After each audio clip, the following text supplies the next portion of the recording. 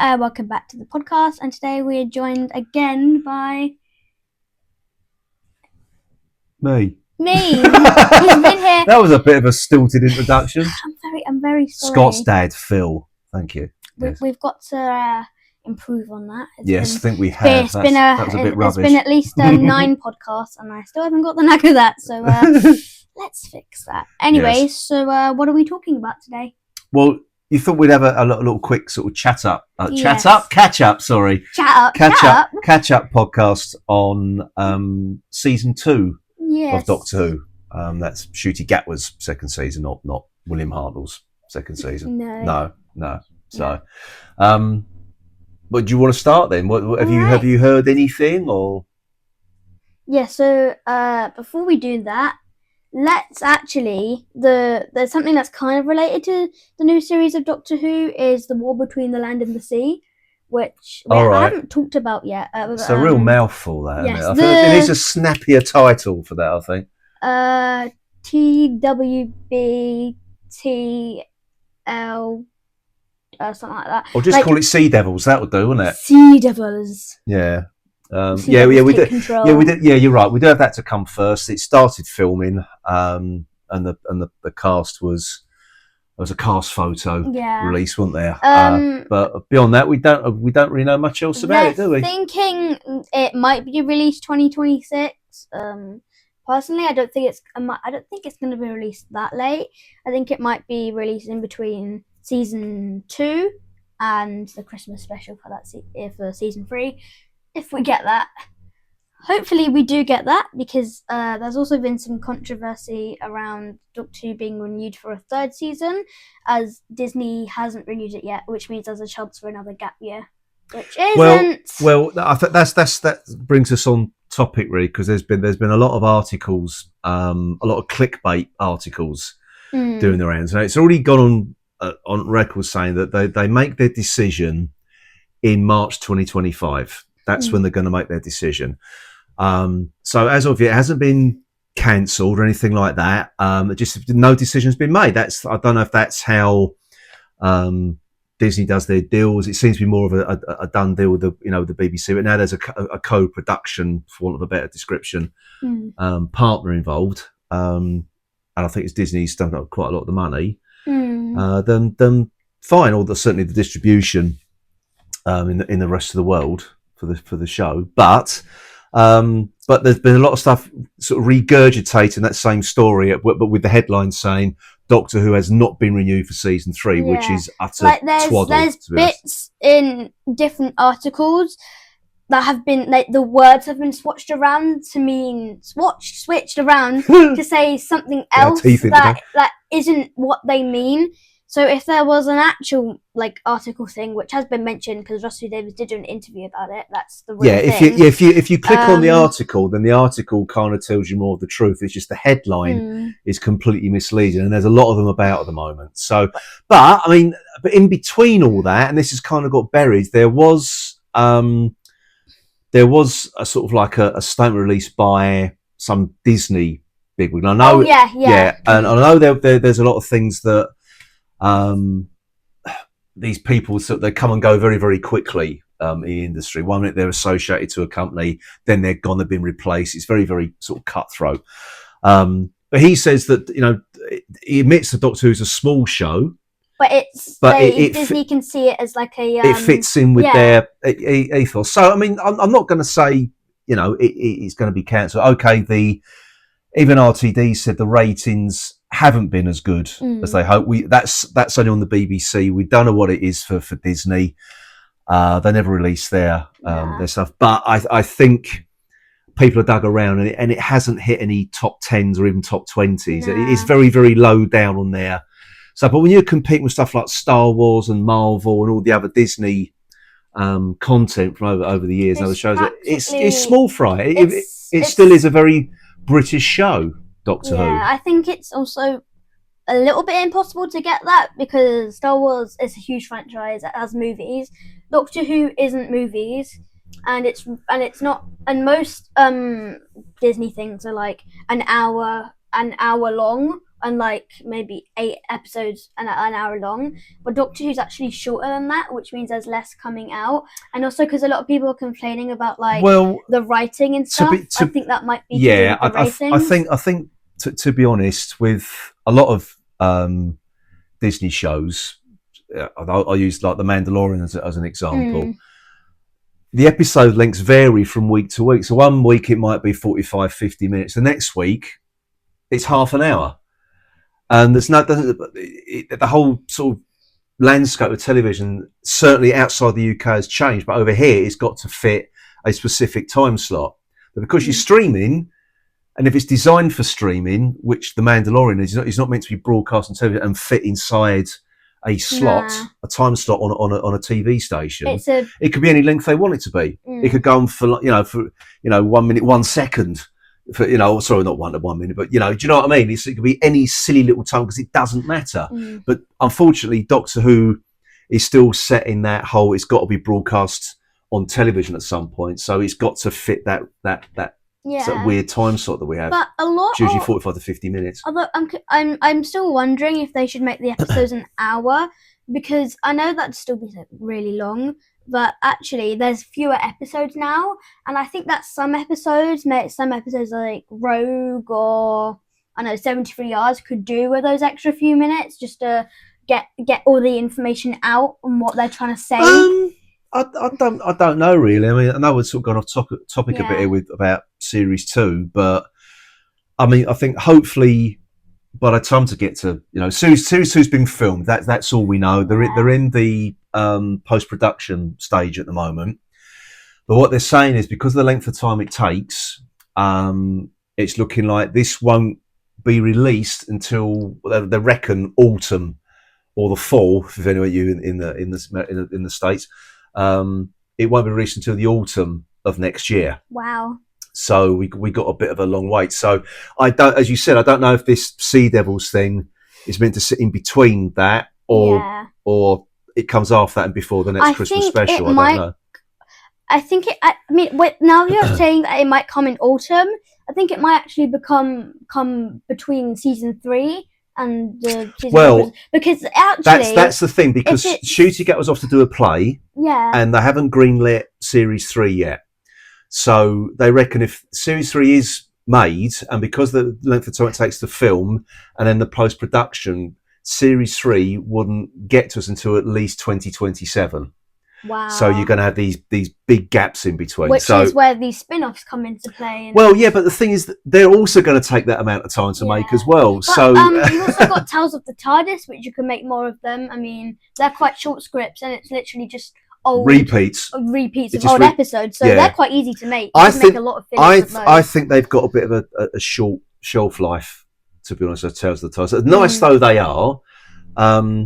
I don't think there's much point to making any more of those because I mean, you could make some modern Doctor ones, obviously, but they would have to be at least, because Jodie Whittaker's still kind of modern, like still. I think about of all the ex, barring David Tennant, I think he's done with it now. He's done his bit because I think he wanted to do it before he got too old. But I think out of all the modern era Doctor Who actors, I think Jodie Whittaker is most up for coming back. I don't think Peter Capaldi definitely won't. I think he's done his time. I think he got a bit sour with it because he had a bit of a rough ride with his. I think he didn't. I think he didn't like all the like the filming schedule was tougher than he thought it was going to be. I think all the negativity that comes with starring the show like Doctor Who now as well, because of fandom. It was a lot of younger doctors, and people was getting so used to it, like, no, it's not a nice young doctor that can run around and do crazy stuff and action stunts. Well, he still did. He did. But the thing is, also his very first episode, Deep Breath, they brought in Matt Smith to say, look, basically say to the audience, it's okay, he's an older actor, it's still the Doctor, which I think was such a cack-handed move. I really do. But I mean, I don't know what to expect from series 2, to be honest. I think it's just going to be more of the same, if I'm honest. I think it will be. I'm hoping they... I think hopefully they'll iron out some of the kinks in it. I think people like me, I've just taken the mickey out of the fact that the Doctor cries in, like Ncuti Gatwa's Yeah. Doctor cries in every episode. It kind of, although we've never seen the Doctor with such raw emotions, it's kind of. Well, the thing is, I know that know that I understand why people don't like it, but it's also showing that it doesn't have to be every episode, but if it's big events like the world ending and him screaming in Empire of Death, fair enough, he can do that because the world, everything he's protected is gone because he couldn't stop this big creature and didn't know it was coming. Yeah, that's fair. But if you cry every single episode, for silly reasons, there's no point in showing that. Well, it lessens the impact, really, doesn't it? And to be honest, being upset about stuff, that's just one emotion. So the RTD, we said, there's more of this to come. So the people who hated the Doctor being emotional, he's just doubled down on it in series 2.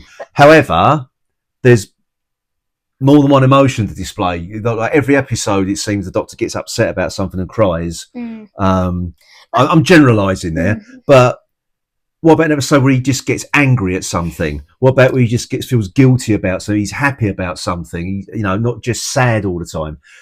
You show an emotion, there's not just one emotion to show. There's loads of different emotions. And it seems to be, yes, he has had his angry moments in the last series, but I don't think there's been enough of the Doctor taking sort of more of a righteous stance against stuff that we've been used to, really. Just standing and crying and getting upset about it. He needs to be put in like a war zone or something to just. Well, we had that with Boom, didn't we? But it wasn't like a. It wasn't. And he cried in that. It wasn't. It was like. Okay, he thought he was about to be blown up. It was an action thing and all, but I think that there needs to be more characters. It needed to be like a big war setting to really push into the edge and get angry at everyone for like fighting and killing each other. I think. Yeah, we need something like that to show. We haven't had. It's difficult because each actor brings their own thing to it. But I think of like the Doctor getting angry. I think I put like Tom Baker in something like the Periods of Mars. He really does, especially in his earlier years, Tom Baker, before he started getting silly and just mucking about and everything. But something like Pyramids of Mars, he was really trying to sell the fact that the world is going to end if he doesn't do something. He got angry with people who couldn't understand that. He got frustrated and like Matt Smith again in what was that one with on the space whale one? Beast Below. That's it. Thank you, Beast Below. It's that bit where he gets angry at humanity for torturing that whale, and he shouts, "Nobody human's got anything to say to me today," and he got angry, and we haven't seen that from Ncuti Gatwa yet. No. Not really. And he seems to be almost. And actually, it's been happening since he came out in 2005. The Doctor is passive in a lot of his own adventures. He's meant to be. The show's called Doctor Who. It's not called Rose. It's not called Ruby Sunday. Do you know what I mean? It should be. I think that's just a silly. I mean, I grew up watching old Doctor Who, so that's why I've got a very. It would be nice to see rigid view on it. Like, I'm sorry. A companion light story. I know that we have them because we have no companions, but when the Doctor's like traveling with a companion, like Midnight, like in the story, like Midnight, like the Doctor, he's still traveling with a companion, but they're not there. Maybe we should do something like there's like a creature or something, and then like they make people disappear, then he finally gets his moment to shine without like the companion being there and helping him. Yeah, having him there to stop it. I think themselves. Well, I think there's one thing the Doctor will never do, and we're certainly not going to see this in the next series because we already know who the new companion is. Don't know her name yet. The characters know. Is it Belinda? Is that the character? Oh, right. Belinda thank you. Chandra. Oh, thank you. I didn't know that. That was news to me. Well done. Yeah. But it would make a change just to have for the Doctor to have a non-human companion or an older companion, really. But the thing is, they seem to think that people aren't going to watch that. Young people only want to watch young people, which I think is absolute rot, to be honest. I really do think that's absolute nonsense. I mean, young people love Star Wars, and there's older actors in there, so why not? Well, they're starting to go down that route of casting younger and younger people in now, and we're getting a Star Wars series coming up that we're starring Jude Law. I can't remember the name of it, but that we're featuring a cast of children. Oh, are we going to be? Are we cast? I mean, we've already had a cartoon Jedi Babies.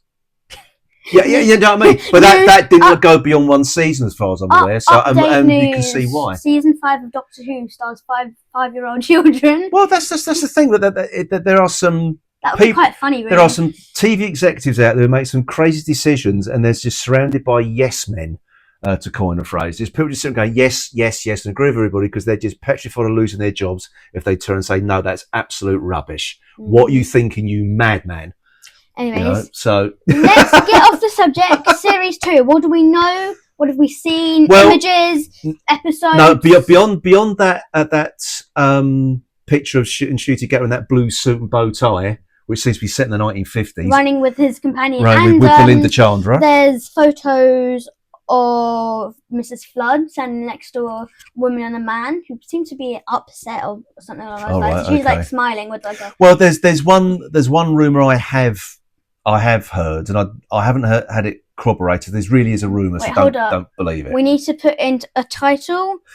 Phil's Rumours, Episode 1. All right, Let's okay. Begin. Well, it's not really. This has been doing the rounds for ages, but apparently what they're saying the next series, because Ruby Sunday isn't out of it completely. No. And I'm actually glad about that because she hasn't had that many episodes, and I don't think she's that bad. So apparently she is going to feature in the next series, and she has a boyfriend, but it turns out that the boyfriend then falls in love with the Doctor. What is going on? I know. So this is. I know there's always this thing about that. The Doctor has become a bit of a soap opera, and I'm of that generation. Well, I grew up watching Doctor. It wasn't like that. It was good. It was a good sci-fi show, and it's not sci-fi anymore. I hope they do bring more of a sci-fi element back into it. But I'm over all the soap opera aspects to it. To be honest, I don't. It's almost got to the point where Doctor Who's not for me anymore. I like the last season. And that happens to a lot of people. Is that a rumour? Or is it true? I don't know. It's a rumour, but I think there is an element of truth in it because it's an avenue that RTD hasn't gone down yet, and he will. Well, if it is, I think that's a bit silly because it'll be the Doctor and it'll be Ruby and this new companion versus the Doctor and Ruby's boyfriend. Well, it'll be crazy. I know. You can't have that in the TARDIS. The Doctor and Ruby will be arguing. One of them will fly out the TARDIS. The thing is, RTD's one of these. Again, he's another person who needs to have someone to say to him no sometimes. Because the thing with RTD, sometimes his ideas sound good on paper, or sometimes they don't sound good on paper, but sometimes they get executed really well. Sometimes you think, did you really stop and think about what you're doing here? What about this story? Why did no one say to you, don't do this? I think I think an idea like that is saved. Should if you wanted to do that so badly, should be saved for later on in his era, way later on, because you can't introduce a big plot twist like that in the second series. The thing is, if he's got these ideas, RTD's already said he's had all these ideas brewing over the years for what he could do with the Doctor. And to be honest, and I think it's going to be the same in series 2 as well. It's all sort of fairly low key stuff. It's not really. Okay, you can see sometimes the special effects, the Disney money, but it still doesn't feel like a big show. It still feels like a very, very small BBC style show made on the cheap. Wild Enough and Time and Doctor Falls didn't have a Disney budget, but it looked better because they used it to their advantage. So I think what we're going to see more of, as we had in the last series, I think it's going to be more sort of like not human story, more sort of like character stories rather than great big sci-fi. So it's going to be a character story hung on the back of a sci-fi concept or something. So, and which is what RTD does all the time. I'm getting a bit bored with that, to be honest. And to be fair, I didn't particularly enjoy much of last series. There's a couple of really good episodes, but a lot of it was really below par. And it wasn't really horrendous, awful. I hate it. It was just maybe you could improve on this. It could have been better. It's not I hate this so badly. I hate it. I'm gonna do a hate channel. No. I'm not gonna get into that because obviously. Well, no. There are people out there who were. Unfortunately, there was a narrative being driven before first episode even aired. As soon as they realised it was a black man cast in the role, and it was going to be a gay Doctor, and the knives are out. As soon as that was mentioned, the knives are out, and it's the same as happened with the Acolyte. Was the latest. I haven't watched it, but the knives are out for it before it even aired, and now it's been cancelled. So I don't know whether they call it review bombing. You know that phrase? So they're reviewed by it before even a single episode's been aired. Yeah, I think I have. I mean, there's I'm not going to say who, but there are multiple review channels which will sit down at their desks and literally don't even talk about the good parts about the story. Just sit there and hate everything. I mean, there's one channel that literally does every single video. It's about them hating Doctor Who. It's about how Doctor Who's woke. It's about how like Freema Agyeman in that Doctor interview about the racism she got. That interview, she probably did. He was talking about that and saying, I don't doubt her for a minute and saying like she was victimizing herself, and it was like, well, you don't need to be saying the stuff because you don't need to be. It's not like to be talked about like that. It's the same in any fandom. I know we're going completely off topic about that series. And also I have something else to add. And he even didn't read the whole entire article because it was something to do with a diversity thing that a charity called Ofcom were doing.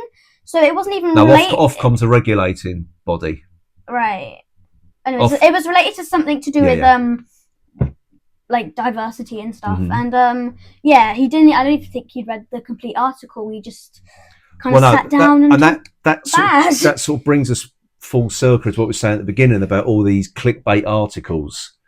About the future of Doctor Who and Series 2 and all that, because all people see is the headline, and that's enough for them. Yeah. They've made their mind, they've read the headline, and that's it. Then it gets, and that's the whole thing. It's sort of the thing about social media, negative comments go further than they go further. Comments. Yeah, exactly, because it makes for more interesting reading for people. Yeah. They want to know about the gossip and that's they want to know the happy stuff involved with the world. They want to know the bad stuff about the world. They're not involved. They're not okay with seeing good stuff. And it's not just Doctor Who. It's every fan. It's Star Trek or it's Star Wars or the Marvel Universe or whatever.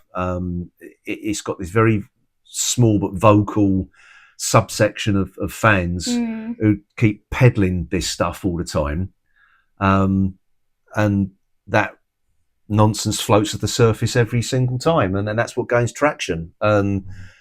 But to be honest, I think any showrunner should just ignore all this rubbish that's being peddled on the internet. But at the same token, don't listen to what fans want in a show either. Because if you're the showrunner, you make what you want to make the show. Because if you do, it becomes a running thing where if you don't listen to the fans, another time they'll be like, oh, this guy listened to us once, now he won't listen to us ever again, or this, like, know, it's once you started listening, you can't stop. I think we've been getting on for nearly 25 minutes. I think a good place to end really, let's go back to Jodie Whittaker and Yaz, 13th Doctor and Yaz. That's me. Right? Yeah. They were put together in the show just because Chris Chibnall read all this stuff on the internet that they were putting these two characters together, and that would be a good idea. It wasn't, because he had nowhere to go. It wasn't his idea. It was literally in the second to last story of Jodie Whittaker's era. It would have gone nowhere. Yeah. It literally she was going to regenerate the next story, so it was utterly pointless. But that's for me that's a good example of don't listen to what fans want in either direction. Make the show you want to make, really. And he did, for the most part, and a lot of people didn't like it. But that one particular point he did, and it was, what was the point to it? None, because you had nowhere to go. Before we end, because we're kind of going to topic the whole video, and that wasn't intentional. Well, to be honest, there's not a lot of serious things to talk about, to be honest. There are some other things, though, before we end. We don't have to do a discussion about them. There was pictures of, like, a red robot, that looked like the robot from the Empty Planet, Sarah Jane Adventures, I think that's what it was. Mm-hmm. Yeah, I think so. It also looked like there was this creature, and this, like, Ruby's boyfriend was wearing a mask, or like one of Ruby's boyfriend's friends, like pretending to be an alien to see how unit handles it. I think episode 4's is entirely based around like protests, and because they're protesting against unit and how they handle aliens, and I think it's very Ruby central, that kind of story. Oh right, okay, I think so. That sounds like a Doctor Light episode right away, doesn't it? Yeah.